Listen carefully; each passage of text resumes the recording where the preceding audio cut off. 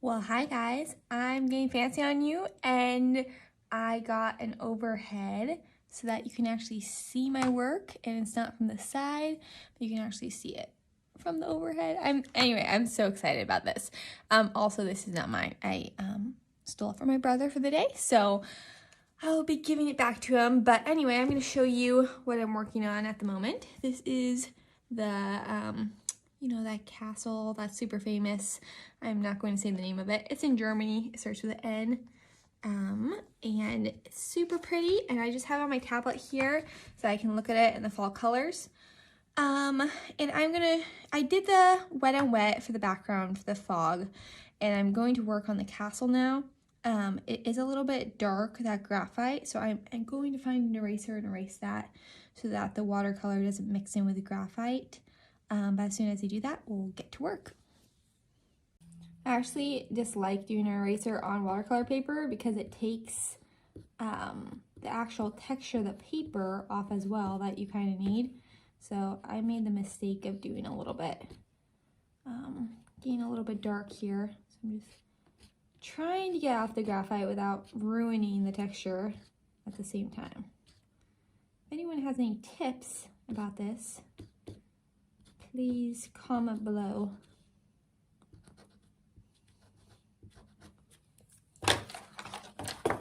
And I want to make sure not to brush it off with the oils in my hands either. That's another tricky thing because you'll get oil on the watercolor paper. I'm just using a towel or a Kleenex and then getting it off that way.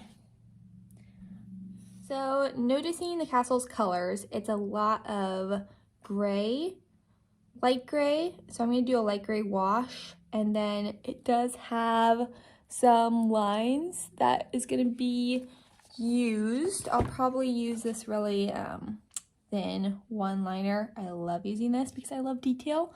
So I'll go in after the wash with this. But I have some nice big brushes for the wash that I'll be using probably when I do this, so I'll get all the little details in.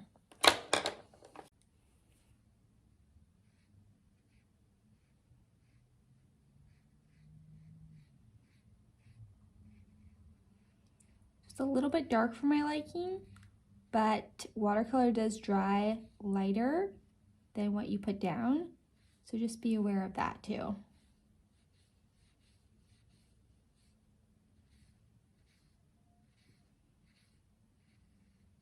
Just going over the whole thing, and then I'm going to lift what I want to lighten. And I'm just dipping my brush in water again and not doing pigment because I think it's too dark. That way, if you just do water, it's going to lighten what's already on your brush. This is actually pretty light over here. I'm scrubbing at this blue that got in there. You can see that wet on wet kind of, it did bleed over into the building. If you just scrub at it, it should disappear. And I'm going to lift this area now because I think it is too dark. There we go. So you'll see I mixed up a lovely dark gray color right here that I'm going to use for the rooftop. And I'm using a 4, which is a nice small brush.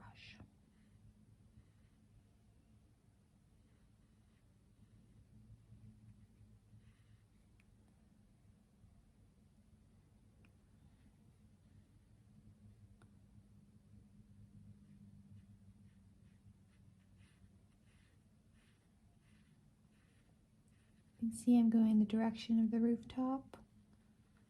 It's not all over the place.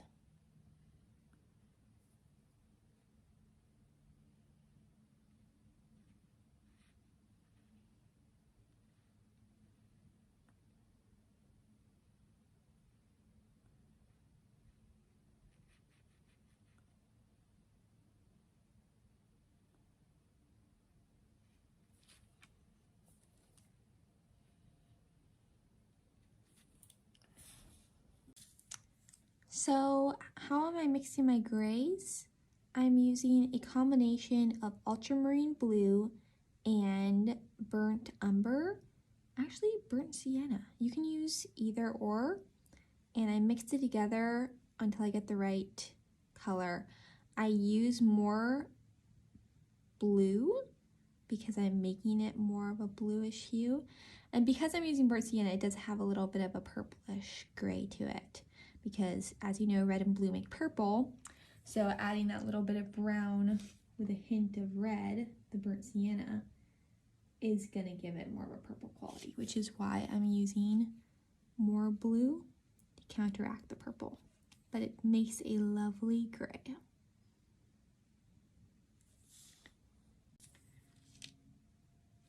So I'm just adding some golden for the gold parts, and it's just gonna add some more color.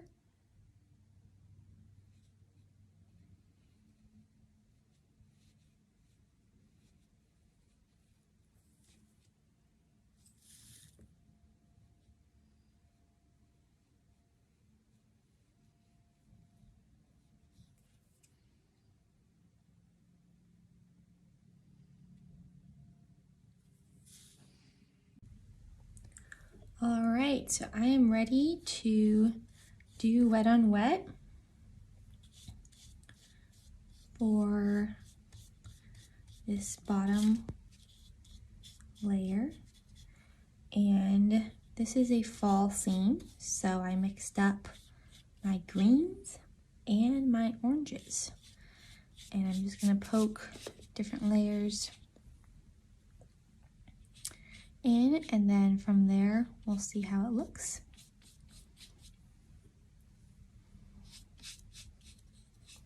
I love the fall for the change of colors. Comment below which season you like best. All right, this is all wet. So now I'm gonna go in with my greens first. This whole area is green. I'm kind of just dabbing it, you'll see. And I have my reference over there. You can't actually see it, it's off the page. But I'm just laying in where I see the green. That big evergreen there. Then lots of little bush marks down here. Oh, great, in my reference. There we go. And this is over here is pretty much all green. Then it goes into this orange beautiful tree on the side. Okay, I'm gonna take my orange now and lay it in.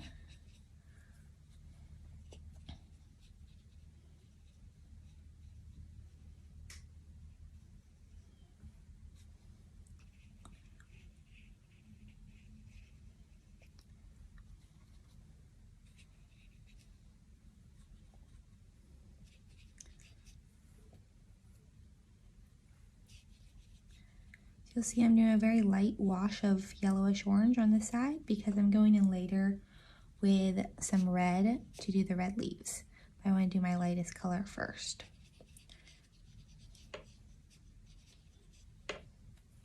All right, and I'm going to slowly tilt it from side to side.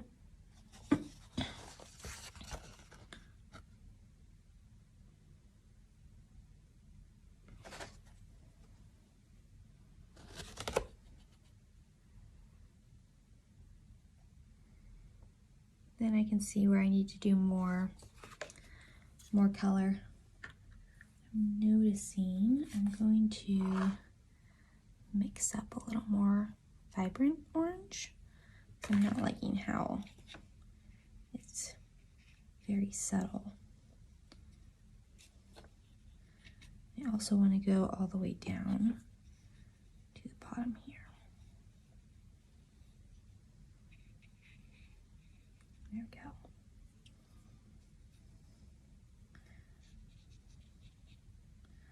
All right, need some more green. So I'm going to mix up the green with a little bit of black because I want it darker initially than it is. There we go.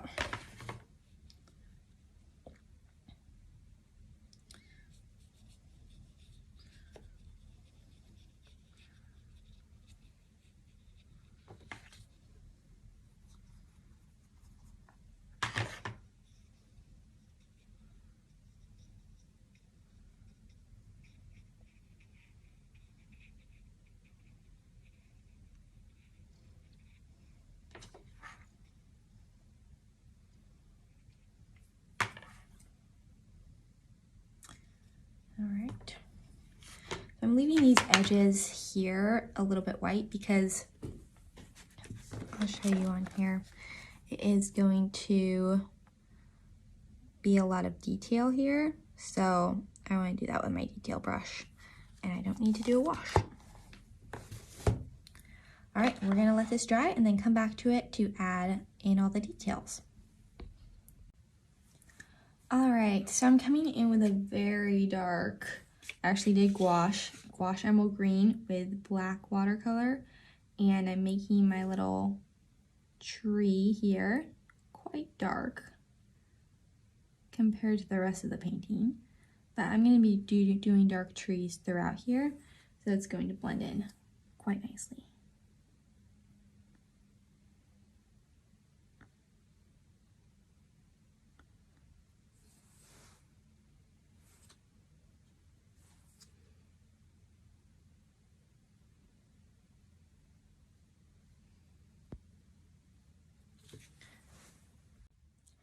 So as I move into this corner, I'm not going to be doing as much detail. It's just going to be very loose waves of, not waves, more like loose branches, showing that kind of vague outline of this darkness, these shadows.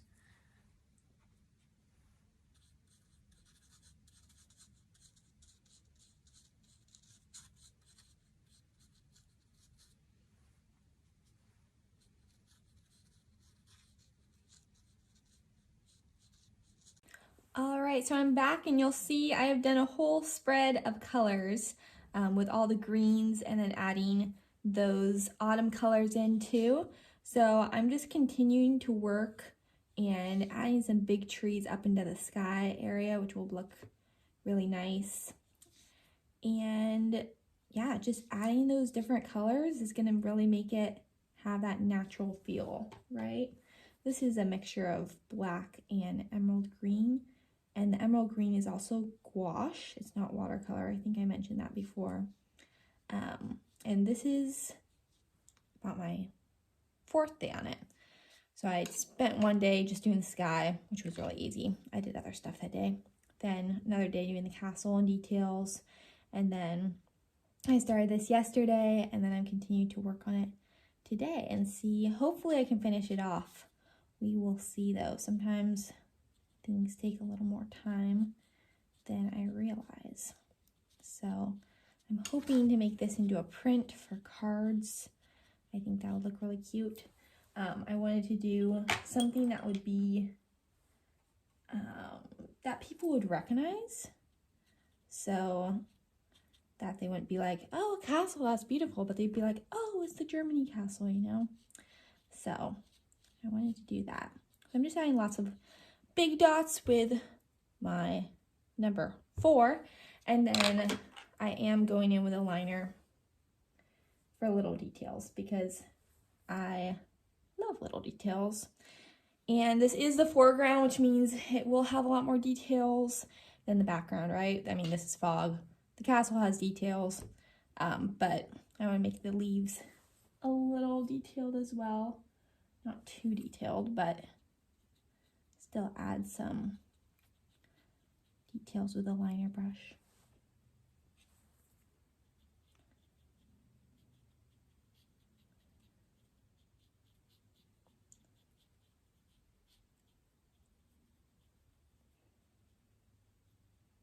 I'm going to feather this tree out.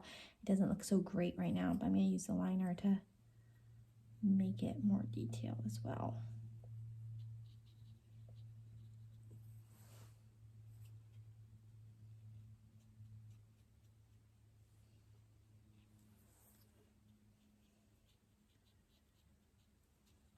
So I'm just kind of skipping over the wash. You'll see I'm kind of just tapping it with my brush. And it's a pretty dry brush. It's not super wet. Otherwise, you'll see this had a lot more water on it and it ended up getting this vague, fuzzy look. But I'm using more of a dry brush, so less water, more paint to give me more detail. Okay, so you'll notice this is curved up a little bit. I'm not sure if you can see that on there, but I am going to spray the back of it and put it down with some books. I did not stretch this beforehand. So yeah, just spray the back and then put some books down on top of it. You can put a film or something, a paper to protect this if the books are dirty, and it will flatten everything out after. So I'm not worried about it. Don't be worried if your paper is curling. I'm now going to work on this part. So these are some beautiful fall leaves, and I did a light orange color because that is the lightest color I wanted for my leaves. And then I'm going to add the dark reds and oranges in big brush strokes and keep it kind of loose. So it's going to be a lot looser because it's bigger leaves. And then this is far away, so it's like all small. So we're going to do that now. All right, here we go. I realized I probably should document the first couple strokes. So I'm going in with my 4, and I'm laying down some red, some orange, and just doing some pretty bold strokes. So grabbing some red in there too. I'm mostly using this orangish yellow color. I don't actually know. It's from the tube. I should look it up. Then I'm adding the red on top of it.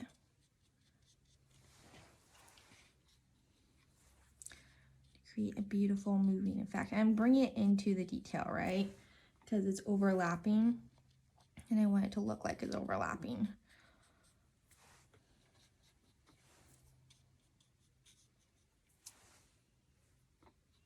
It's also beautiful sunlight right now. I love this light.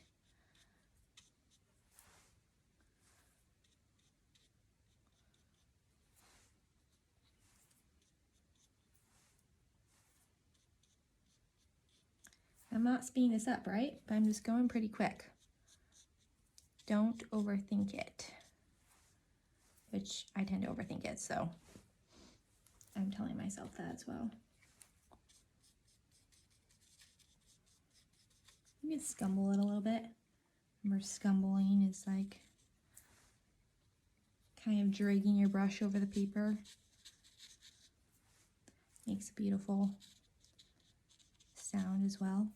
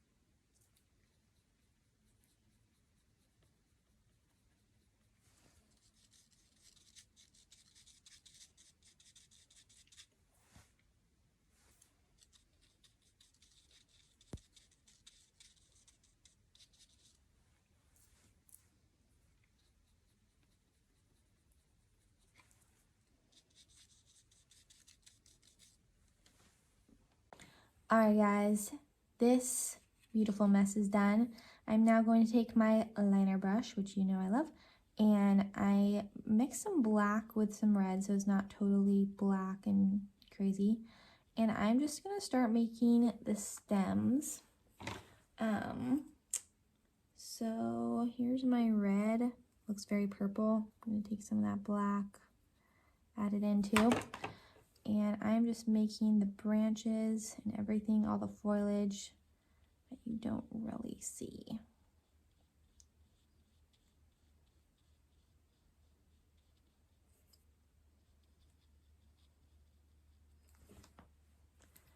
Sorry, I keep tapping on my iPad. It keeps blinking out.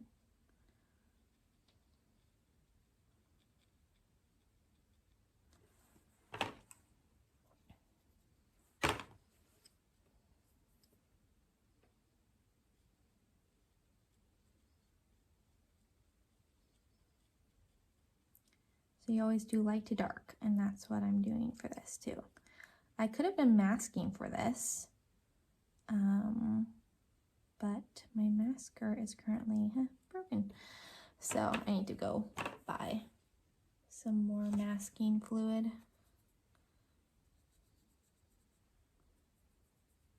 But this works out.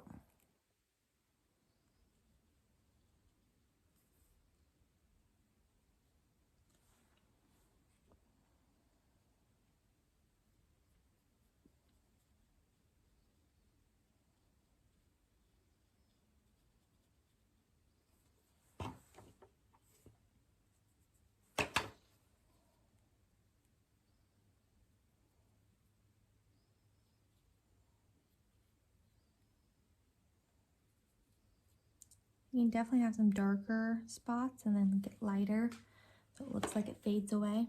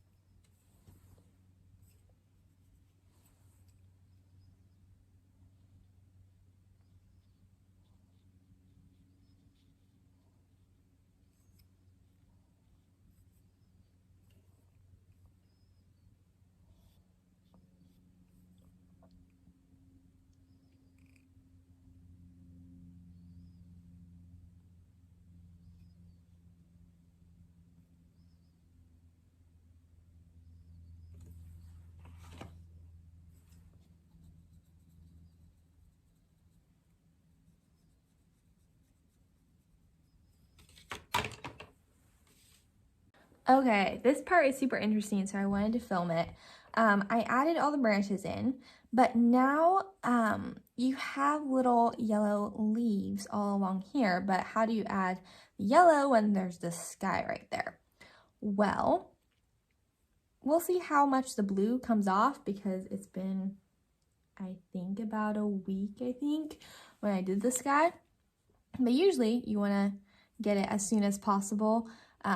The blue will actually come off with water so that I can put my yellow down once I take the blue off. So I'm just going to use part of a tissue to dab it. Okay, it's coming off a little bit.